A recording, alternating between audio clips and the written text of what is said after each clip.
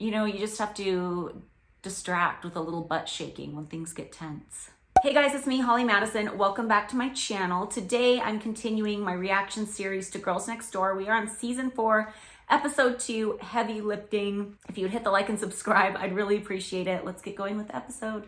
So we are starting with a pan through the mansion, into the bathhouse, down into the gym. Bridget and I are going over the workout equipment in the gym to see, you know, what do we use, what do we not use, because the gym was kind of a mess at this point in time and I wanted to give it a little practical makeover. I knew I wouldn't be able to do a lot, like he was never gonna let me like completely redecorate it or anything, but I just thought it could be a lot more useful to everybody if there was the type of equipment that people like to use and another TV and like a different couch, just things like that. Oh my God, you guys, it's so bad. I'm saying how there's parts of the house that are cute, vintage 70s, but then there's parts that haven't held up so well, so they need to be updated. And they focus in on a picture of Hef's wife. It's not what I meant. Don't blame it on me. Kendra was like, we all know Hef doesn't like change, but you know, she doesn't even have to tell him, just make all the changes. Like he never goes down there. I wish, but I had to, you know, I couldn't have made any changes without like, you know, the mansion staff being involved. So couldn't have happened, but yeah, it probably would have been easier that way. It's crazy all the outdated equipment they had down there, like a record player and a VHS player and like a beta, just like unfamiliar looking stuff. So I sit down on this couch and it's just so marshmallowy that anytime you sit down on the couch, you would lose all motivation to work out. You would like sink into the couch. And I say it's like sinking into the bog of eternal stench, which is a Labyrinth reference. But then they show Frankenstein being pushed into like lava from one of the Frankenstein movies. Close. So there's some shots of other bedrooms here. Like if you're ever wondering what the other bedrooms look like. I know we've seen bedroom 4, which we're going into at first with Kendra and her mom before, like in the episode where Kendra's hanging out with Monica. And then bedroom 6 we saw in the last episode when Bridget was decorating it for her brother. But that's the room that Kendra's mom ends up recovering into. It's crazy when I think about over the years, just like how many different women lived in all those rooms. Like the turnover was so high. Like before Girls Next Door, it was crazy. I took a minute to think about it, and from the time I moved in to when Girls Next Door started, or a year before, 3 women had lived in each room. So Kendra's mom is telling Kendra why she wants to get surgery, and she's like, I just look in the mirror and I see, who is this old hag? And Kendra goes, good. And I know that's not what she means. Like I know she's just like responding to like Kendra's mom's reason of like she's saying you have a good reason for wanting it, I guess, but it just sounds funny the way it is. So Hef comes into Bridget's room where I'm there too, and we're talking about the gym, and Bridget has this penis tequila bottle. It's so funny. Hef is saying, I don't want to change the wood, and we're all like, oh, because the wood paneling down there was just so, just looked like 70s, like crusty porno. It's just, it didn't feel like the vibe.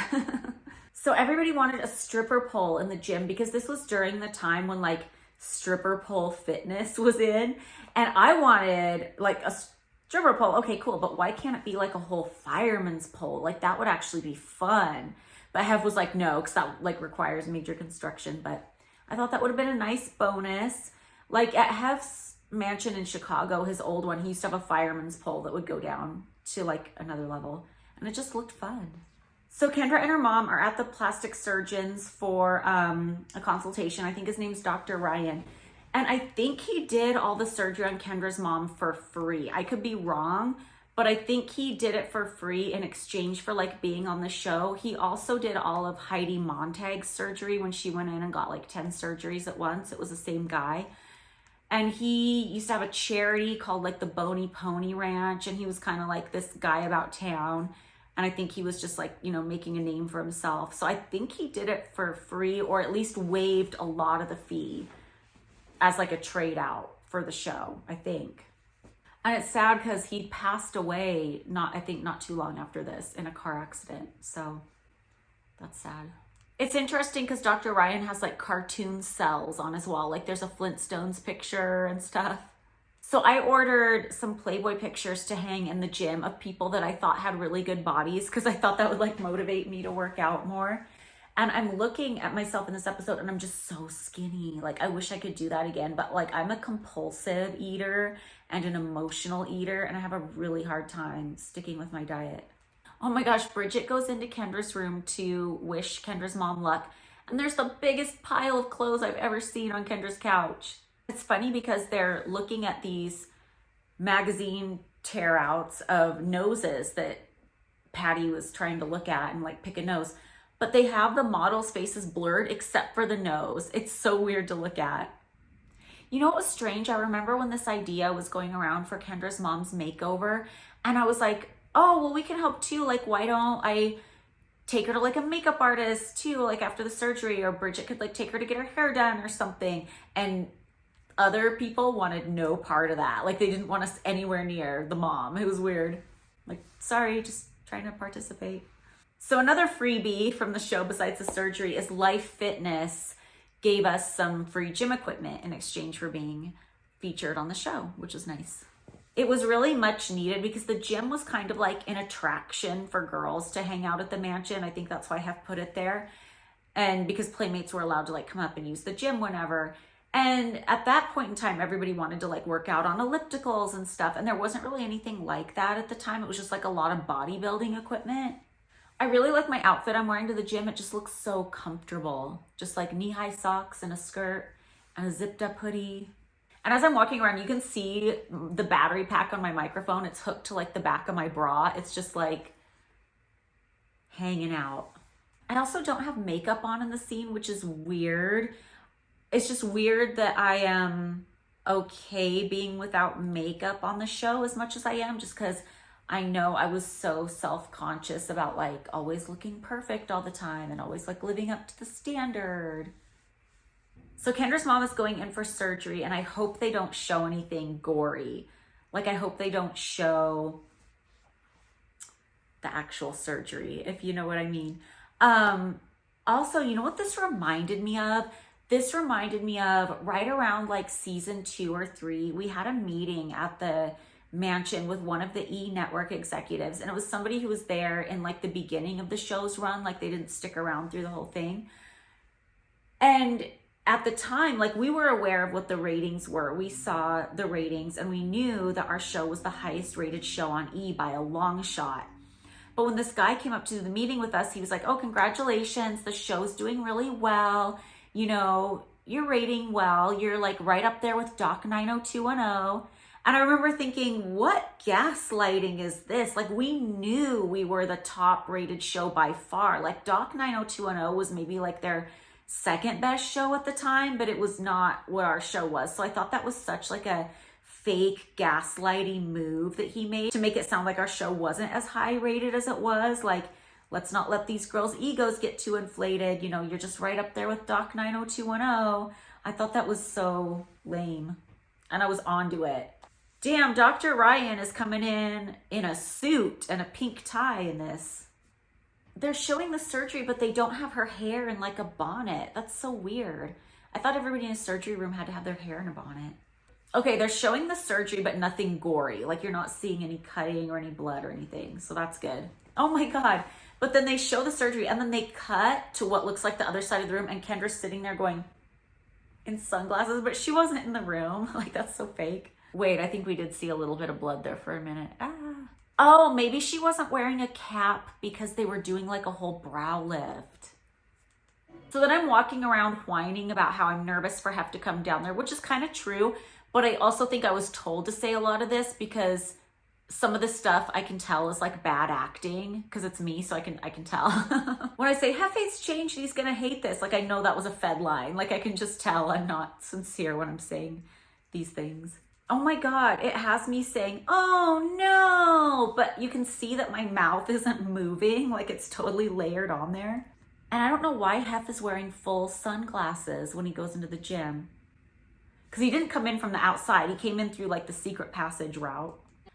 So, I mean, you can watch this scene and see why I kind of lost patience with somebody after a while. Because I feel like there's just times when, you know, you don't need to be rude. And it gets old. Not that this was even like close to the worst of it, but it's just an example of like, Like, do you have to be so condescending? My favorite part is when I shake my butt and they give it a sound effect, like a Tinkerbell sound. That's my favorite part. You know, you just have to distract with a little butt shaking when things get tense. I say the only reason Hef likes that couch is because it's been here since 1971, but I don't think it's quite that old because he added the gym after he bought the house.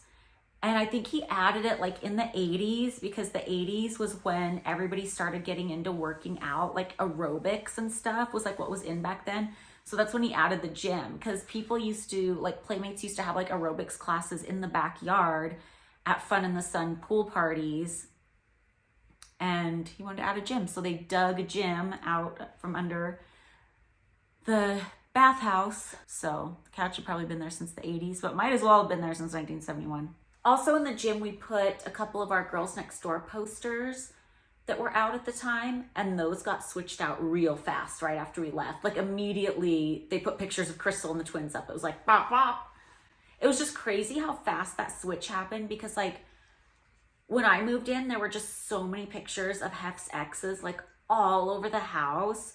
And like while I was there, slowly some of them got changed, but it wasn't like the second I moved in, stuff changed, or you know what I mean? Or the second it was the three of us, everything changed. But like when Crystal and the twins moved in, they had us erased. Oh my gosh. So there's a scene where Kendra's mom and her nurse are outside and I'm going up to say hi. And I have this bird, Carola, with me. And Carola was my favorite bird.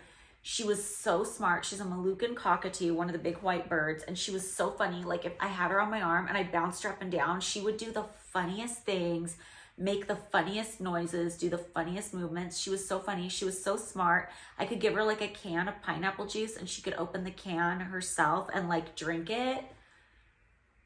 And this bird was so smart. This bird could read my mind. So let me tell you this story. There's this one time where it was like a pool party and I was playing with the bird over by like the zoo area where like the monkeys were and stuff. And this playmate comes walking across the lawn. And this isn't a playmate you would know from like Girls Next Door era or anything. She was earlier. And like, she was nice enough. Like, I don't mean to turn this into like a smack talking session, but she was a lot. She was just like kind of like negative energy vibes. And I just knew she was going to come over there and just tell me about her divorce and tell me about this and nah. And, you know, she was always kind of like wanting something. It was just that kind of a vibe. So she's walking over to me. In my heart, I'm thinking, oh God, here she comes. But, you know, I'm obviously not saying that out loud and whatever. So she comes over there and this bird who had never been aggressive with anyone before jumps off my arm onto the ground and bites her big toe. And she's like, oh my God, no, oh my God, I'm so sorry. This bird has never done that to anybody before. Pick the bird up. And so she starts talking again. The bird jumps down, bites her toe again. I'm like, oh my God, I'm so sorry. Pick up the bird. And she's like, oh, no, I'm just like going back to she's probably drunk. I don't know. Going back to my lawn chair. And I swear this bird had human instincts. The second this woman is out of earshot, the bird looks right over at me and he could like imitate a human laugh and he goes, ha, ha, ha, ha, ha, ha, ha. Like he totally did it on purpose. And I'm like, how are you like so in sync with me? Not that I'm like telling the bird to do that. I would never want the bird to do that. But it was just like the bird was being protective of me. Like I'm getting this person to leave. And then it was just uncanny how the second she was out of earshot, the bird turns to me and goes, like evil laugh. I was like, what? And then there's the weirdest scene where Hef is like on the back patio by himself. And he's looking at me, he goes, where are all our flamingos? It's just so random. And I love this shot because usually they had like this awning over the back patio, you know, so they could have like a bar out there. It could like extend into the party tents and stuff like that. But I loved it when the awning was down because you got to see the house like in its original glory and like all the sun would come in through the windows and the stained glass. And it was just beautiful. Like I loved it when that awning was gone. So we had arranged to have all these playmates down there working out. So when Hef came down, he's more likely to like it. So you can like see everything in action. Oh my gosh. So the TV is playing the Girls Next Door workout video, of course. The gym was a breath of fresh air, mission accomplished. I think my least favorite thing about that episode, first of all, you don't really see Bridget in it. And I'm noticing the last 2 episodes I've noticed is it kind of sucks when we don't all 3 get equal camera time. Like, I know the producer loves to like bag on me and Bridget and say we're like so jealous about not equal camera time. And that's not even like what it is or what it's about, and not anything that I cared about back then. But when I'm looking at the show now, like I really realize how much of a better show it is when we either are all doing things all together or get equal camera time. Because like the last episode, Patriot Dames was like missing a little something. And I think it's because Kendra was in it, but she didn't really have anything meaningful to do. And then this episode, Bridget is in it. Like she comes and says hi to Kendra and her mom quite a bit, but she doesn't really have anything meaningful to do. And I think maybe those are like the weak spots in those episodes.